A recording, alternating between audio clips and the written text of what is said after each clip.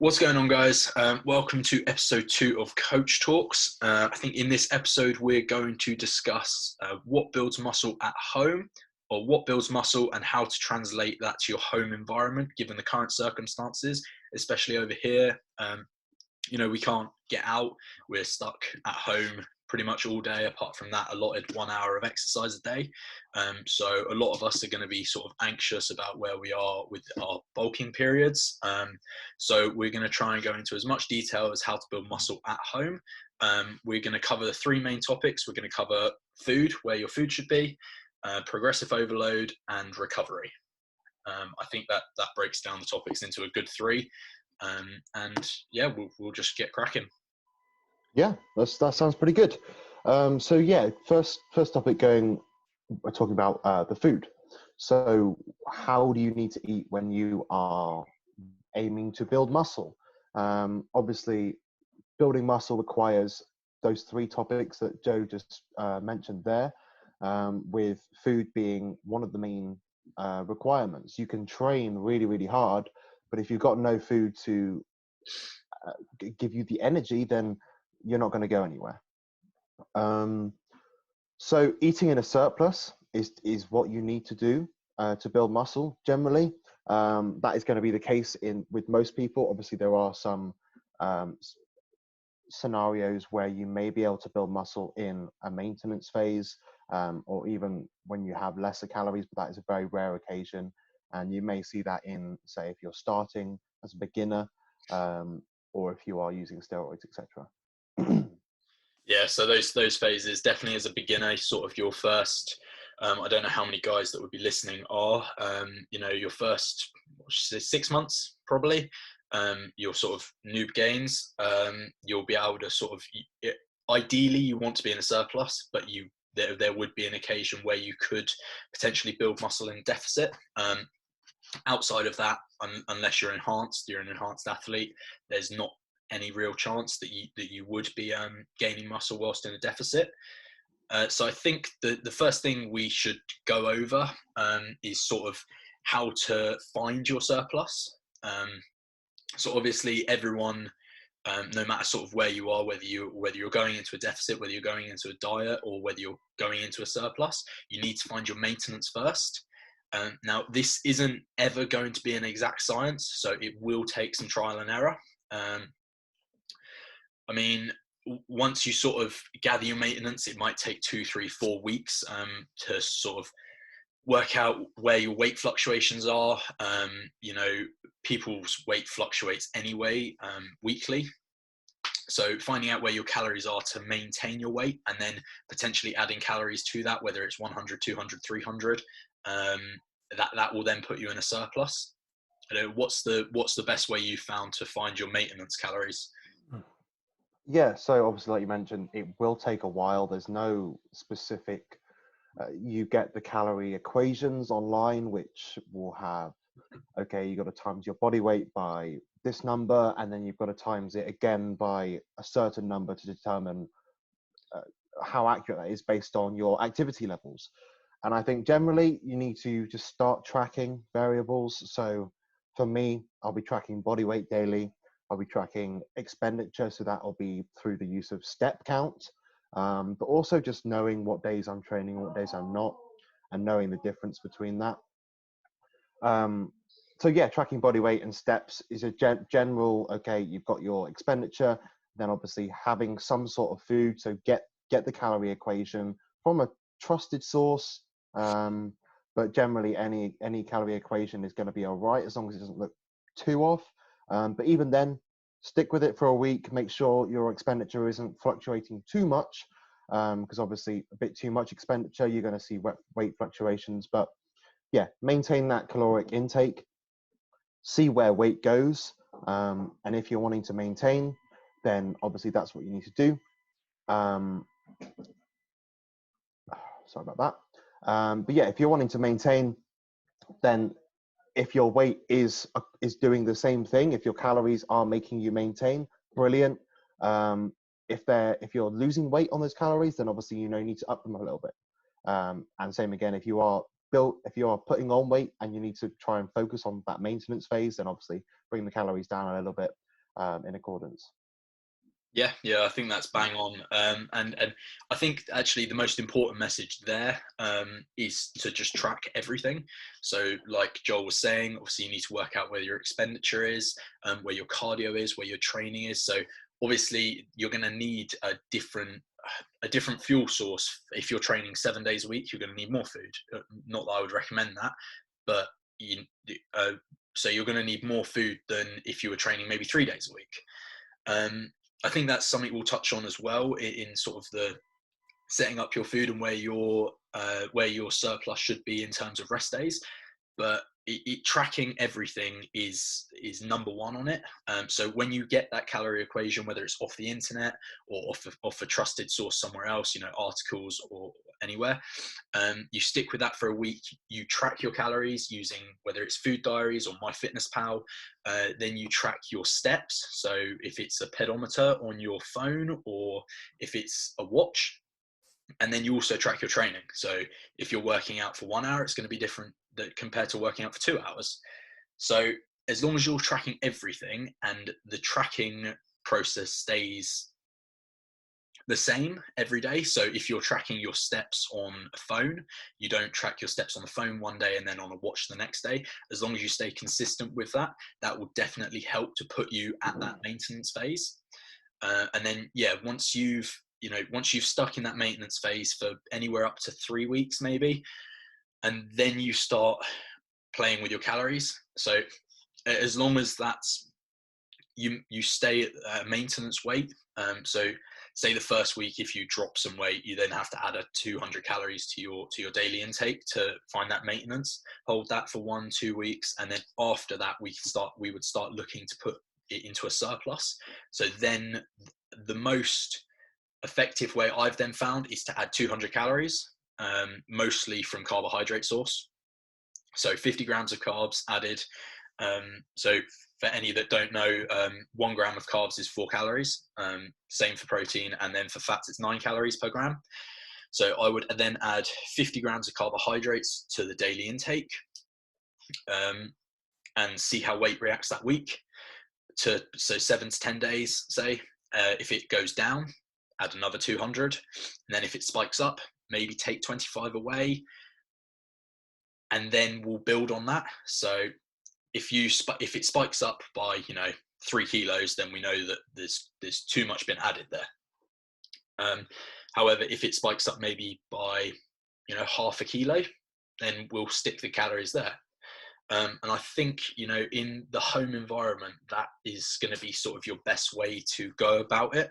I don't know if obviously you think any differently, but I think the very marginal gains here is what's going to be most important.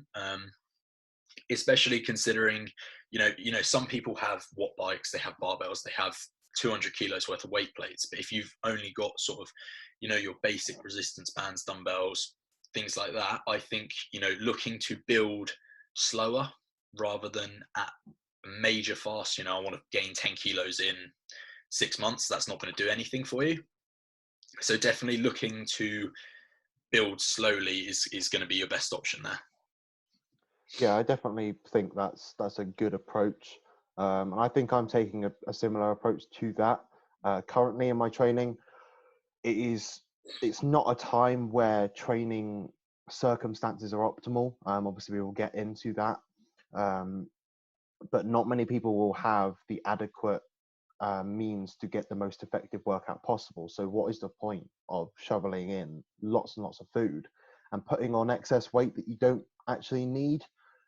If you were in the gym and you were absolutely smashing every single session, you can use all the machines and the weights and the free weights at your disposal. It's all there that you need. Then potentially having a slightly faster gaining phase would be beneficial. But yeah, for most people, unless you've got the fully stacked home gym, then I wouldn't be thinking of gaining too much weight too quickly. But yeah, kind of a quarter kilo, half kilo each week sounds roughly all right. Yeah. And sort of in terms of your calorie splits, where you are, obviously, training is it's a very glycolytic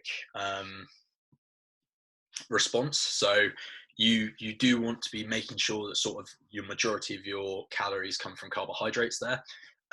Proteins, I've always liked to keep it at sort of 1 to 1.2 grams per pound of body weight. So if you're 150 pounds, 150 grams is that's sort of the minimum you should be aiming for, and then anywhere up to maybe 180 grams max. Top sort of after the whole 1.2, 1.3 grams per pound of body weight, you're not going to be utilizing that extra protein. So personally, I would rather get that from a carbohydrate source, and especially if you're going up and shoveling in 5 chicken breasts a day, that also may not be optimal for your digestion. Some people are amazing with it. They can handle up to sort of 200, 300 grams of protein, and that's their preferred diet. But personally, to sort of come into digestive issues, if you're pushing protein past its limit, that's not going to be optimal for your training, therefore not going to be optimal for progressive overload, which we'll come into later. And you won't get the best response for it. So, I mean, for me personally, I'm bang on 1 gram per pound of body weight every day. I'm about 186 to 190 pounds, so 190 grams is pretty bang on. Some days I go over to 195, 200. No harm in that, but I'm making sure I'm getting that 1 gram per pound minimum. And then sort of fats, I like to keep, the equation I would use sort of for fats, I would do body weight in pounds times 0.3 to 0.45, depending on your sort of preferences in diet. If you like fattier foods, then sure, by all means, take a larger majority of your calories from fats. But like personally, I would like to keep those sort of maybe around the 0.4 mark per. So body weight times 0.4 body weight in pounds, that is, and then the rest of the calories come from carbohydrates. I think that kind of works out around maybe 50% carbs, 30% protein, 20% fat. I don't know if you've got sort of any Yeah, I mean, preferences. I think obviously, like you said, if you do prefer a higher fat content, then by all means go for it. I think in terms of priorities, number one should be calorie intake. Make sure you are hitting what your calorie intake needs to be, as we previously discussed. And then the second most important thing there would be hitting your protein intake. Make sure you're hitting that. And then after that, you can worry about the distribution between carbs and fats. Some people like to have, say, a slightly higher fat day on their rest day. As we discussed before, training, you require a lot of carbs in your training. That is your main fuel source. That is the most direct fuel source you're going to use. And that's going to help with recovery and also your performance. So if you're not actually doing anything on your rest days, then there's not as much of a need for as such a high carb intake. Yeah, I think, and that sort of brings us on to, well, I don't want to string it out too long, but that kind of brings us on to 2 things. I mean, rest days, as you said, maybe take away from your carbohydrates, add to your fats, whether you're taking, 50 grams of carbs away and adding 20 grams of fat, or 80 grams of carbs and 20 grams of fat, sort of thing. Personally, at the moment, I do have my rest days at my calorie lower. So still, hovering around a maintenance, maybe slight surplus, but because I'm not training, and especially at home, my last rest day, all I did was sit in the sun. So especially in that circumstance, I like to take away, 200 calories, then take away some extra carbs and add some extra fats on. And then the other thing I just wanted to mention is there is so many different ways to track your calories, and there's so many different tracking methods and ways to get into tracking your calories, your macros, to the gram, to the percentage, etc. And I think the easiest thing for beginners, something that I would recommend, is, like Joel said, it's pretty much the steps that you said. I would go calories first, and then if you're training hard, track your protein. So only then focus on your protein, your overall calories. If you're hitting 2,500 calories and you need 190 grams of protein, then you're always looking to hit that as a minimum and hit your 2,500 calories. calories, sorry. And then it doesn't matter too much where the rest of your calories are made up from. And then I would move on to then tracking your carbohydrates and fats. So almost feed it in on a step basis. So you go calories first to just overall, then calories and protein, and then the whole carbs, fats, proteins, calories, fiber maybe as well. Sort of just to ease you into it. Yeah, I think that's covered pretty well. Yeah. I think we'll move on to progressive overload next. Yeah, for sure.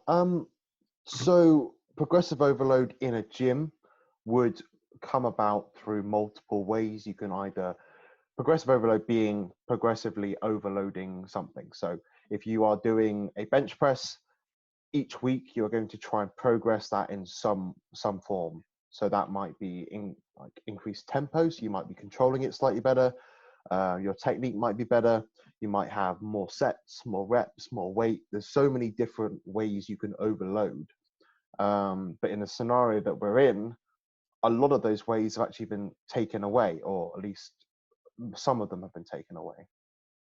So access to increased weight, that's probably not going to be as applicable to many. Yeah, a lot of the machines and things that you'd use to get a big resistance is definitely going to be taken away. And obviously that's not a great thing, considering this is one of the key things that helps us build muscle. But yeah, you can create a stimulus and create an overload through other means necessary. So reps and sets, you may be doing workouts with higher reps and higher sets because the load overall is a lot less. So you may only have access to some resistance bands or body weight. I don't know if you want to talk about that slightly, because that's the situation that you're in. Yeah.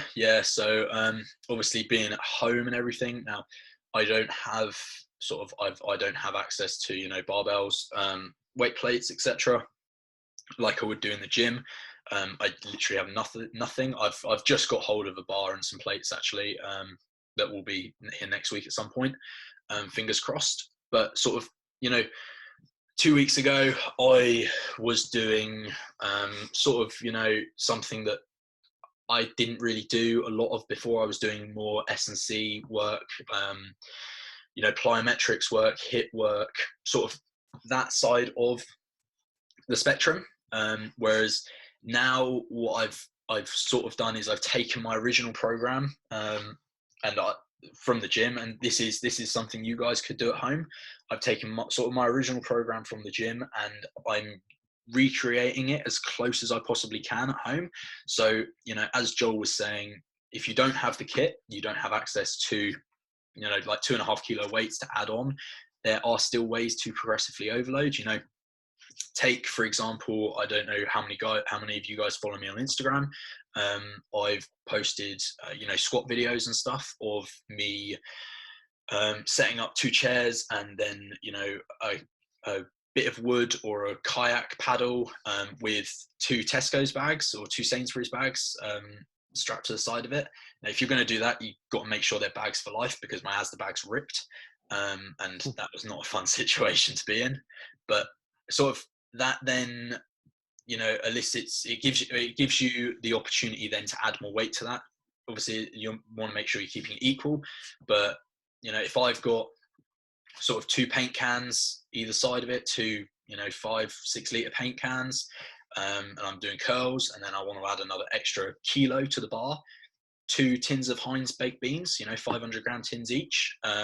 That's sort of some way you could do it at home, and that is the way that I'm then eliciting progressive overload, and putting that into my training program, as well as things like increasing reps. So if I'm pressing, I get 10 reps the week before, then this week I'm looking for 11 or upwards. That's sort of the way that I'm progressively overloading in the current situation.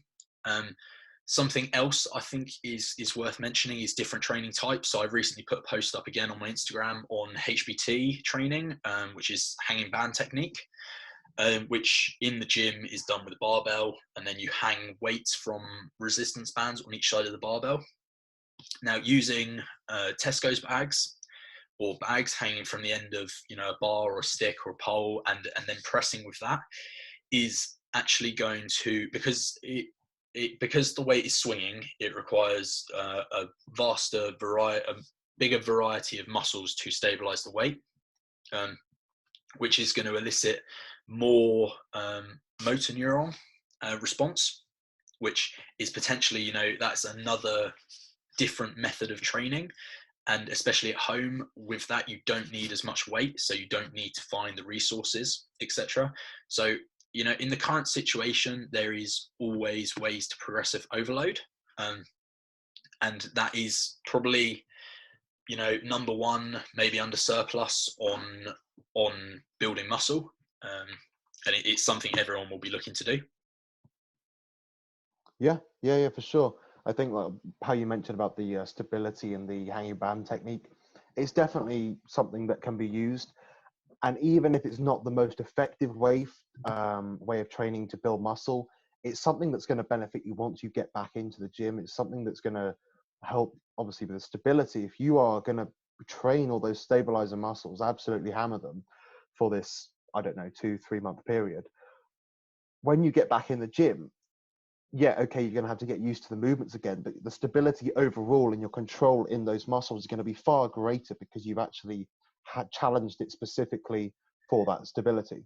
Yeah, because I mean, you can imagine that if if you've then trained your bench press for the last 3 months to incorporate not only your pectoral but, you know, your deltoid moving up there, as soon as you get back into the gym and you repattern those movements, so as soon as you get back onto the barbell bench, instead of previously just pressing with your pec, all of a sudden you're going to be using a greater amount of muscles.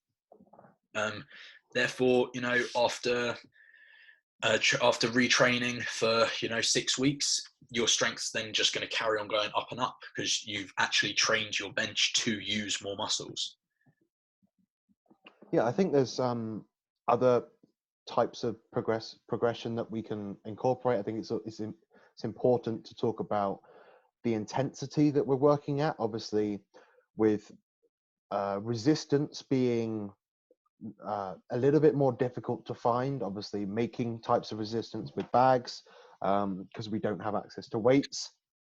It's important that we are training with intensity in the gym.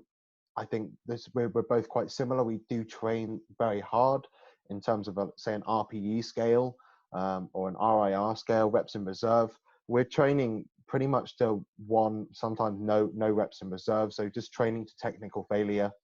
And with no resistance, if you're just doing body weight movements, it's going to take you a long time to get there. So I think using tempo to your advantage, really spending more time in the eccentric phases of movements is going to be key. The eccentric phase is the key phase of the movement where you build the muscle. It is the lengthening of the muscle where you do get the micro tears that is key for muscle building. And if you can spend longer in there, you are stronger in that portion. Also on my Instagram, I did a post about assisted push-ups, essentially getting a partner. Okay, some of you may not have that assistance, but if you can get someone else, essentially just creating that extra load on the eccentric, so pushing down on your back, that is on the way down, that is an overload. You may not have a way to track that, how much overload that is, but control it. Really say 5 or 6 second eccentric on the way down, control it as much as possible, and then you can get them to release it. And then in that weaker portion, which is the concentric phase, you're going to be able to come back up and you can really overload the phase of the muscle, which is key for muscle building. Yeah, I think you're spot on there. I think, you know, if you were going to put it in sort of a brief overview, what we're looking for in progressive overload is just that novel stimulus. So, you know, if it's an extra rep or an extra tin of beans, your muscle isn't going to be used to that, whether it's 500 grams or 6 kilos, 7 kilos. I think looking for that novel stimulus, and also that carries across to your body weight stuff. When people think of progressive overload, especially in a gym environment, it's, if I got 10 reps last week, I got to get 11 this week. I think like that. But it translates into everything. So like you said, spending more time in the eccentric, if you're doing 2-3 second eccentrics at home, and then all of a sudden by the end of this 6 months, they've turned into 6 to 10 second eccentrics, that's a novel stimulus. I think also, the different activation in muscles as well.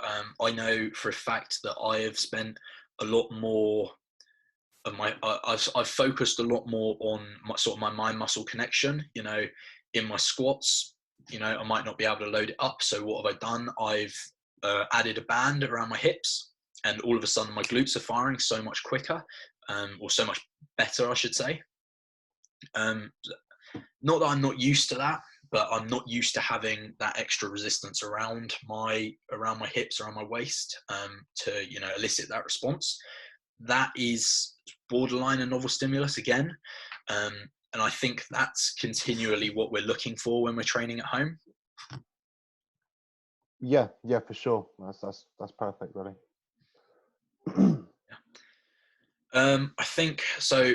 We've touched on surplus, we've touched on progressive overload. Now those two are, number 1 and 2, whichever way you put it around. They are equally both two of the most important things when we look at building muscle.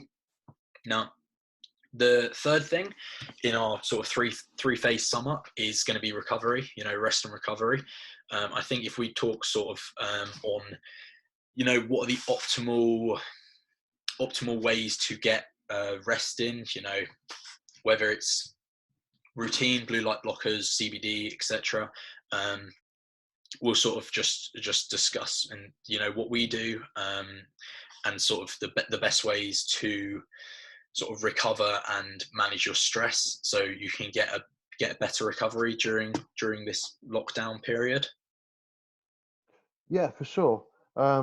Recovery being, how well do you recover from session to session?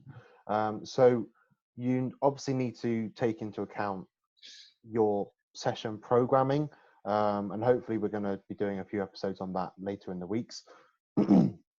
But if you are doing too much overall volume being the amount of sets, reps, weight, that kind of the overall work that you are doing, if you are doing too much, then you cannot recover from session to session. It's too much volume. Okay, so that will be something that you need to keep an eye on.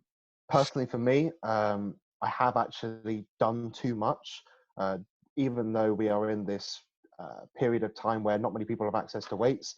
Thankfully, I have got access to weights, and I have actually had to take a little deload myself, and have a bit of a look at my training, because I've been doing a bit too much. Just with the extra time I've had, I've just kind of been nailing it every single day. So that's something you need to keep an eye on, how much work you are doing. Hopefully, overworking is not going to be an issue for many.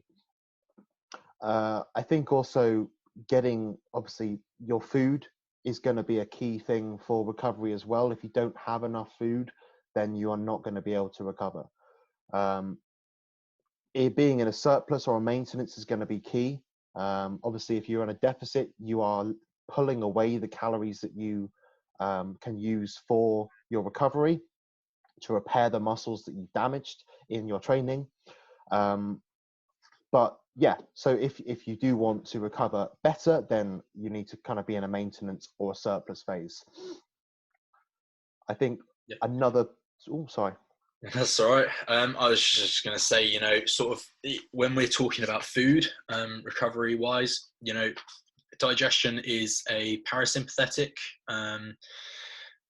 activity. So when we go into training or come out of training, we're going to be more sympathetic in the way that our heart rate's going to be elevated. We're not going to be in a primed state to sort of absorb and digest food. So all of these people that sort of come straight out of their training, neck 2 scoops of protein and 300 grams of honey nut cornflakes.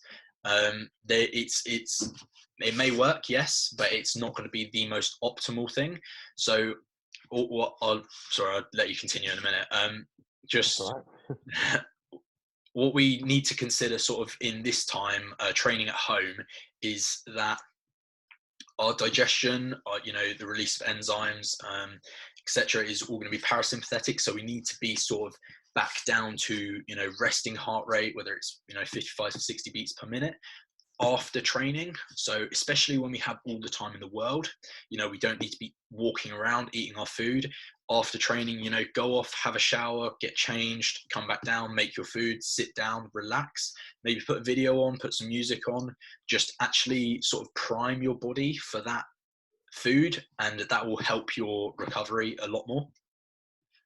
Yeah, for sure. I think that's definitely something to pick up on, because I think being in that relaxed state, you are ready to digest all that food. If you are heightened from your training, then some people still, I get to my meals and I'm still pumped up for my workout, and it really should be the other way around. You should be relaxed. You should be kind of ready to get all that food in, like you said. What were you going to touch on? Sorry, before I interrupted. Yeah, obviously, with having a lot of time, some people are off work, some people are working from home, but generally more people will have more time in this period. And I think it's a good time to pick up good habits. So getting into a proper sleep routine is going to be a very, very key thing for your recovery and just overall progression and overall health, really. If you can get yourself into a good routine of sleep. Now, some people may actually come out of a routine of sleep, whether it was a good routine or not. Having no structure to your work or not having to go anywhere can cause people just to kind of wake up whenever they want, go to bed whenever they want. But if we are looking at it from a muscle building kind of standpoint and a recovery standpoint, we do need to make sure this is as most effective as possible. So from my point of view, I definitely think getting into a consistent routine, so waking up roughly the same time each day. For me, on training days, I'll wake up around, say, 8 o'clock, half 8, get in my first meal, and then I'm ready to train an hour later. And I get into that routine, and then the day is off from after my training. I can do everything from after that. And also on a rest day, I'll have a slightly later wake up time just to kind of give myself that extra rest. There's not as much of a need to get up as early, but I still keep it fairly close to the wake up time of other days. And it just allows your body to kind of get into that 24-hour clock. It runs, it's this circadian rhythm. Your body is a clock. The earth, the days go round, and kind of your body responds to that. Your body is in the same clock pattern. So if the sun sets at, I don't know what time it sets now, 8 o'clock in the evening, you should be getting ready to go to bed. In the old times when they didn't have any artificial light, as soon as the sun sets, everyone's ready to get to bed because you can't see anything.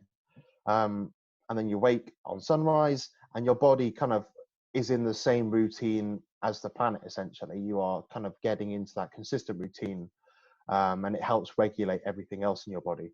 So if you are having going back to the point of sleep, if you are having inconsistencies with your wake up times, your falling asleep times, it is going to cause a lot of problems, and it's not going to be very effective for recovery. Yeah. I mean, that's pretty much bang on. If you weren't going to mention it, I was going to dive in and talk about sleep. That is probably our best time to recover. In the topic of building muscle, that's where we're going to build the muscle. We're going to be in our most relaxed state while we're sleeping. So if you're in that area where you're getting disrupted sleep or your sleep is poor, something I always preach with clients is 8 hours of sleep, minimum. That's what you need to be aiming for every single night. Tracking your sleep as well. Right at the beginning of this episode, we were talking about tracking food.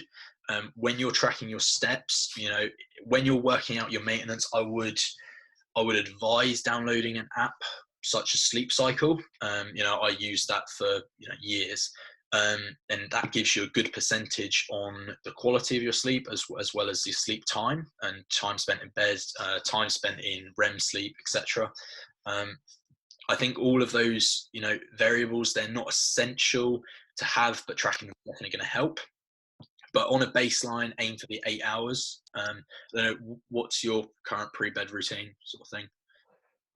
I mean, it's consistent-ish. Some nights I'll obviously just game until 1 a.m., 2 a.m., but that happens. But yeah, I do try and keep it consistent, in bed by midnight every night. Some people that's way too early, some people that's way too late. But yeah, that's my routine. I'll generally go to bed by midnight. I will wear my blue light blockers before, kind of after sunset, just so I'm reducing the amount of UV light getting to my eyes. Going back to that point, when the sun sets, that if that was your only source of light, that is the only source of blue light that's getting to your eyes. I can't remember specifically what the hormone is, but essentially when you receive blue light, it is inhibiting the hormone that actually tells your body to go to sleep. So if you are constantly receiving light from the lights in your room, lights on the laptop, then it's going to kind of, your body's wanting to go to sleep, and then you're telling your eyes, no, I'm just trying to stay awake. And it's very kind of, it's sending conflicting messages to your body. And obviously that causes people to have issues with actually falling asleep, and issues with staying asleep. With the sleep apps like you mentioned there, I have Fitbit. May not be as, it's probably pretty similar to your app, but it tracks sleep on my phone as well. And I can have a look at that and see at different points where I'm awake during the night.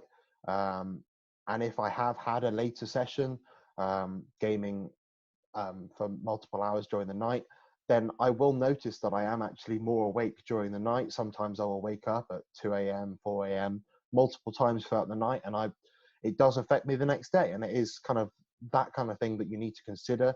If you can get that nailed, then everything else, which might not be as effective as it could be, so nutrition and training in this circumstance, if you can get your sleep nailed, then at least that's one thing that is going to be, that's one thing in your control currently.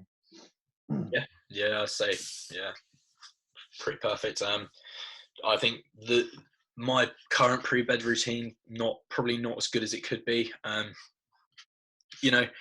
still stick to sort of all the basics. My food will be done by 8, half 8 latest, sort of thing. I'll be then in bed by, actually just, sort of in bed relaxed at 10 maybe, and then I'll be asleep by 11:30. Currently, no, I'm not using the blue light blockers as I used to. However, that is something that I do, and I've thought, for the last few days, that I do need to start implementing again. My best pre-bed routine was the one that, weirdly enough, was the one that I had at uni in the last few months of uni, when I was dieting.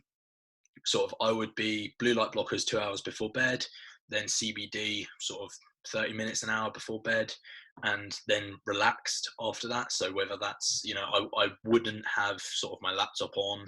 I'd have my phone, obviously that would have an orange filter on it, sort of a blue light filter. I'd have the TV on with blue light blockers on, and then obviously aiming for that 8 hours minimum sleep, and seem to hit that pretty much most nights, bar the occasional few. And then that helped me the next day. So, I was also doing cardio, I was training, I had work to do. I was also working, so getting the most out of my sleep, that was definitely the most important priority for me. But, I'll have to start implementing some of those things again, in the near future. But that was my best pre-bed routine. And I think,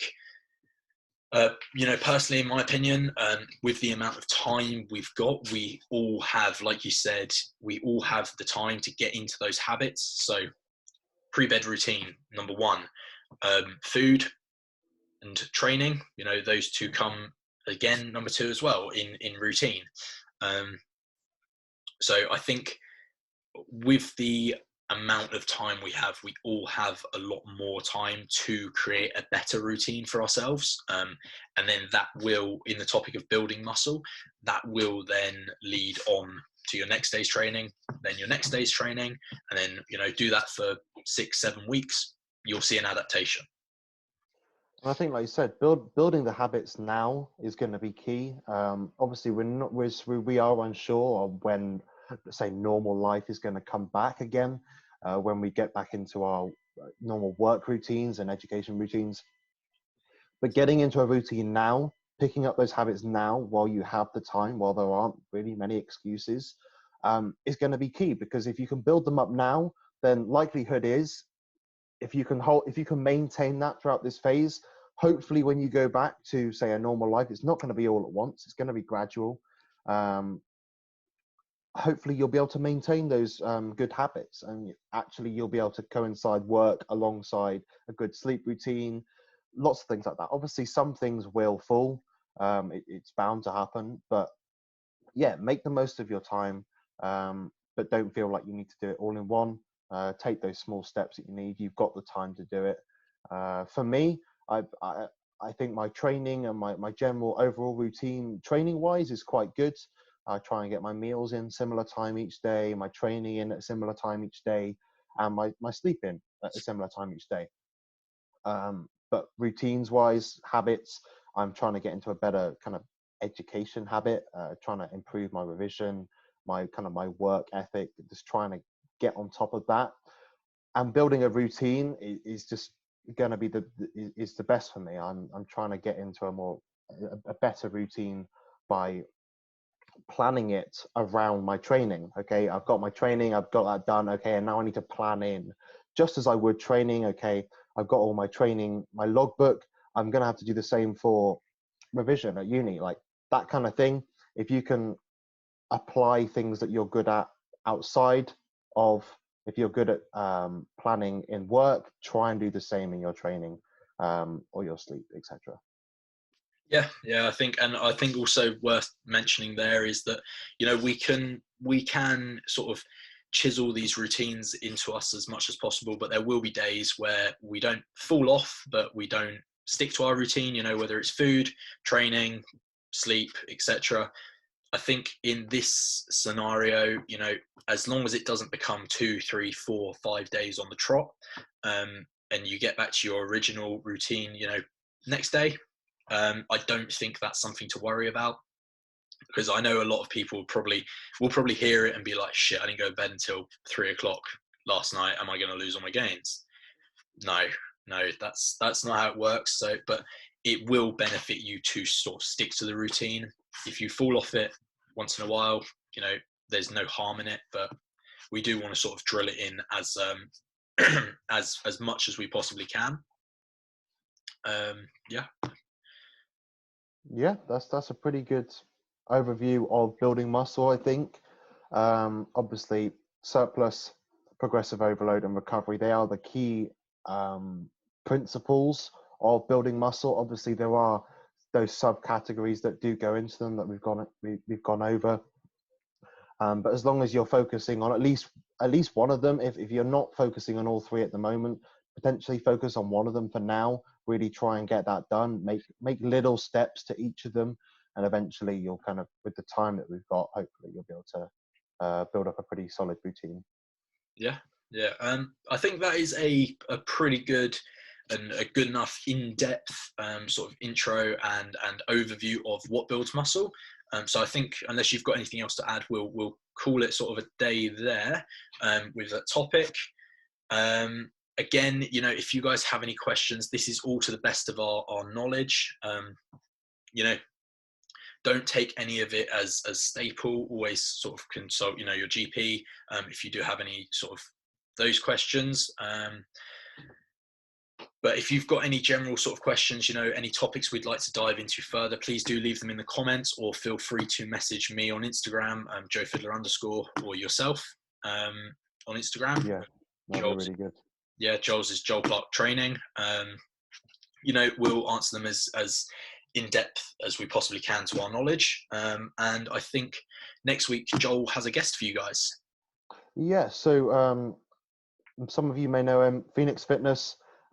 He is a fellow powerlifter. I've competed alongside him, and he's just a good mate. So it'd be good to have him on the podcast. We're probably not too sure what we're going to talk about yet, but probably a bit more powerlifting related. If any of you guys do powerlifting or have been interested in that area, but also just generally what's happening in the fitness world. Potentially touch on the 501 deadlift that Thor might be trying to break in his home gym. But we'll see. We'll see. Yeah, so I think that will be a good episode. That won't be as sort of topicy. It will just be a general sort of sit down talk, what's going on with fitness sort of episode. We might dive into a few little topics that come up here and there, depending on what goes on really. So yeah, be sure to sort of tune in and join us for that one. But if you guys did enjoy the video, you know, if you did enjoy the podcast, give it a like, subscribe, and join us weekly. You know, we're aiming Sunday, Monday, like we said in the first one. We'll get them out routinely. And again, if you do have any questions, you know, feel free to drop them in the comments box below or ask us on Instagram. And we will, you know, reply in the best of our knowledge. Yeah, I think with that in mind, cheers guys, and we'll see you next week.